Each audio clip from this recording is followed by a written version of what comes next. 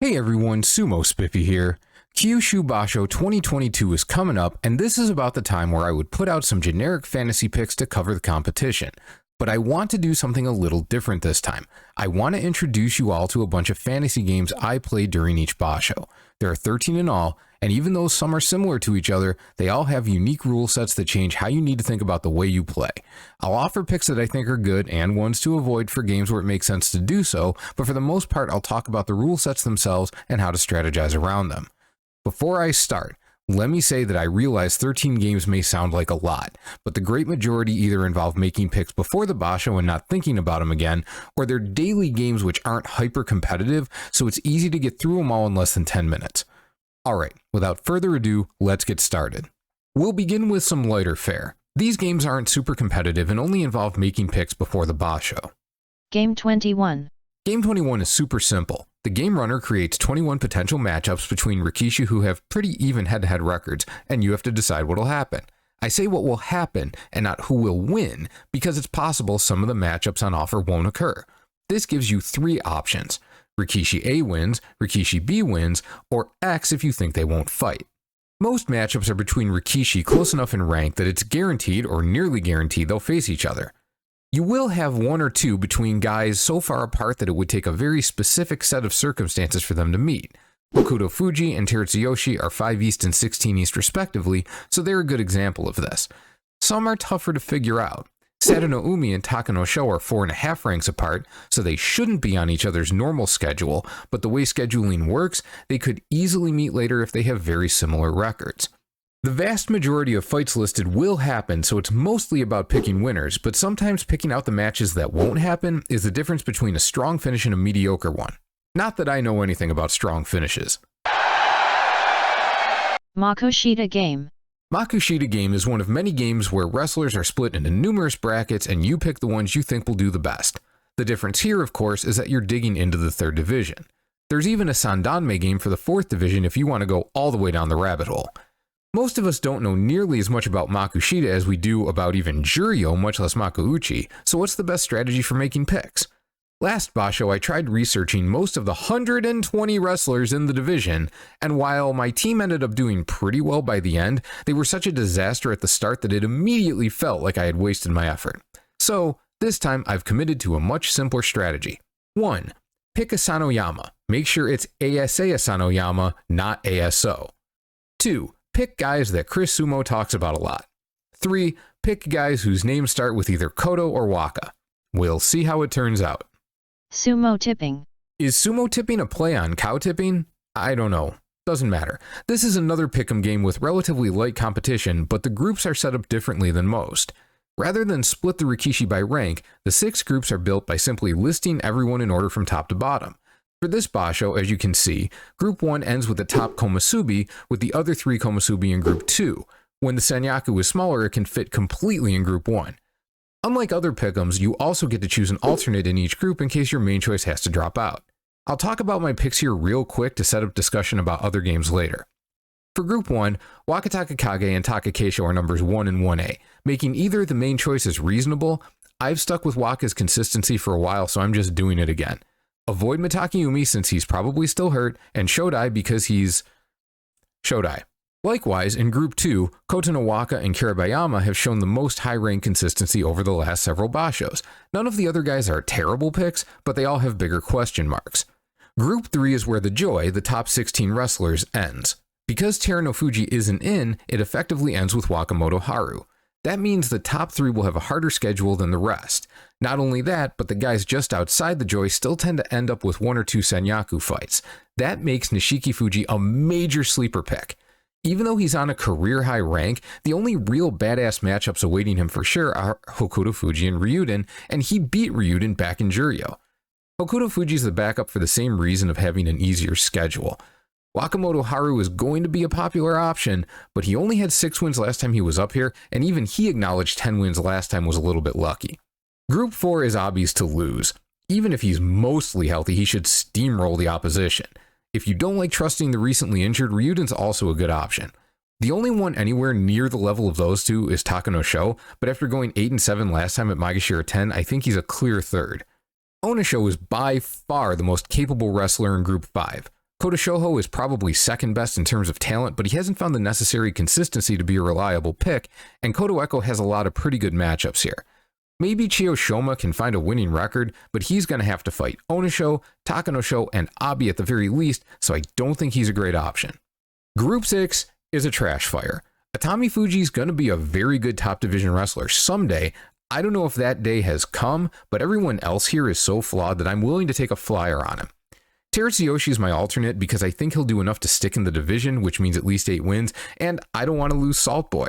You also get to choose who you think will have the most and fewest wins as tiebreakers. I have Waka because, obviously, and Matakiumi because he's still probably busted up and his competition is the same as last Basho. Now let's dig into the meat of the fantasy scene. RotoSumo. RotoSumo looks just like the Makushita game because it's run by the same people. In fact, you'll see a lot of these games have similar looks. All of them can be accessed with a single login, which is handy. This game is meaty less because of the competition numbers, although about 100 people played each Basho, and more about the scoring system. This isn't simply about finding the most wins. Who your wrestlers beat matters too. As you can see, the brackets you pick from also have points attached to them, and guys who score wins against the highest levels are worth the most. If you look at my picks, the first few are obvious given what I've already said. Everyone has to pick Teru because he's the only Yokozuna, Takakeisho is the only Ozeki worth the time, and Waka just puts up better numbers than Hoshoryu. For the Komusubi and Hai Maegashira, it's arguable as to whether or not Tamawashi and Kotonowaka are the favorites to get the most wins. However, Tamawashi is absolutely the most likely Komusubi to score a lot of wins against Sanyaku opponents. Also, while Takayasu is just as capable of beating high rankers as Kotonowaka, Takayasu choked his brains out last time he had that mega difficult Maegashira 1E schedule. Kotonowaka is equally capable and a safer choice. Further down the line, the opponent levels will be similar for everyone in a given bracket, so going with general best performers is fine. That gives us Ryuden, Abi, and another dumpster bracket for Atami Fuji to claim. In Juryo, since we get to pick those guys here, Shirano Umi and Sushi Manada have both been doing well recently and are in brackets without anyone else who stands out as a good option unless you like Roga a lot. Also, even though Sushi Manada is making his Juryo debut, that hasn't been much of a drawback for guys recently, so I think he'll be fine. In the middle, Hokuseiho, Tochi Musashi, and Kinbozan are the obvious options. I went with Hokuseiho because his collapse at the end of Aki was in part due to 2 guys who are in Makuuchi now, so they can't bother him this time. Juryo scoring is pretty low relative to Makuuchi though, so you can take more of a flyer on guys here. They won't screw you up too badly if you're wrong. Kachi Clash. Alright, this one's the big daddy in terms of competition. About 500 people participate each Basho, which makes it by far the largest fantasy sumo game. If you're watching this, chances are you already play. No doubt it's the biggest because it's the simplest. As you can see here, there are 5 brackets, you pick one guy from each bracket and try to total the most wins. If you play other pick'em games, you shouldn't have much trouble figuring out who you want to go with here. And as you can see, I have the same Rikishi I've talked about so far. If there's an additional strategy aspect besides just pick winners, it's to look at who everyone else is picking. Kachi Clash has a ranking system that totals your last 6 Bashos, so if you're interested in climbing those ranks, you want to avoid making a risky bad pick where everyone else is making a good one. If you've got a vibe on someone, by all means, go with the pick. If you're not sure though, sometimes it's best to run with the crowd so that if you go off the cliff, you all go off together. I'm telling you though, people are sleeping on Nishiki Fuji. He's going to finish with more wins than Takayasu. That's my pick for the Basho, unrelated to any of these games. Sumo Game. There are 2 games I think of as the grandparents of fantasy sumo. The first one is Sumo Game. This is a daily pick game where your picks go head to head with a single opponent's picks each day of the Basho. Most correct picks wins the day, and you're shooting for the best record by the end of the Basho. Total score only acts as a tiebreaker. You have to set a default lineup when you sign up. This can be changed at any time, but realistically, if you want to be competitive, you should actively choose your wrestlers each day. This is one of 2 games that's much more time consuming than the other fantasy games I play. Because it's a daily pick game, there's not much to suggest here. Watch the Basho, figure out who's doing well. If there's a chance you might miss a day though and have to rely on your defaults, it's good to have a sound lineup ready to cover you. This is mine. As you can see, I'm mainly relying on the wrestlers I've already pointed to as being good picks and maintained a decent spread across the division to reduce the chance of being guaranteed a loss because 2 of my wrestlers are fighting each other. They're mostly in rank order, but I've moved Abi way up because of the significant advantage he should have at Makushita 9, and Hoshoryu down because he's very good, but I never know what he's gonna do. Bench Sumo. This is grandparent number 2. Bench Sumo has a long and storied history in the fantasy sumo scene because of its unique blend of full basho picks and daily picks. The way it works is this. As you can see here, you pick 10 wrestlers. 1 comes from each Sanyaku rank, and 6 are from Maegashira. Each day, you shuffle your 10 wrestlers around to create a starting lineup of 5. These are the ones you think have the best chance to win that day. In addition, the further up the list they are, the more they're worth. The top wrestler scores 4 points if they win, 2 and 3 score 3 points, and 4 and 5 score 2 for a maximum score of 14. Your lineup goes head-to-head with somebody else's, just like in Sumo Game, and the most points wins. But the bench still matters. If there's a tie, the victor is determined by how many winning picks in a row you made from the top on down.